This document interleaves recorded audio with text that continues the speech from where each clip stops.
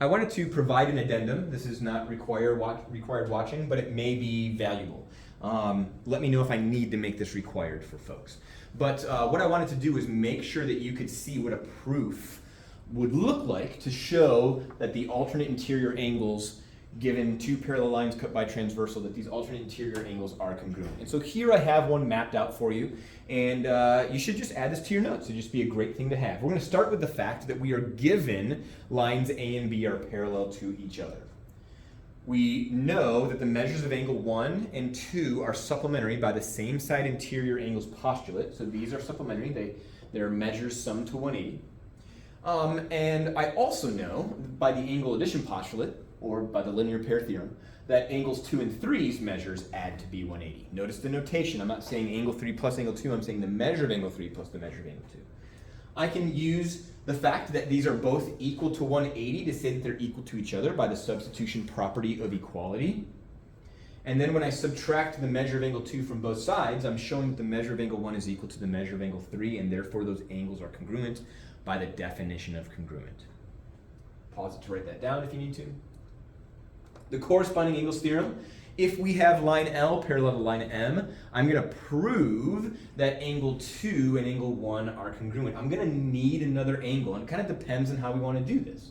We're going to say that those lines are parallel. That's given information, right? It's given right here. We are then going to show that angle 3 is right here, right? Angle 3 is right there. Measure of angle 2 and measure of angle 3 make 180 by the same side interior angles postulate. And we know that the measure of angle 1 and angle 3 make 180 by the angle addition postulate or the linear pair theorem, right? This is the same proof, basically, that we just had.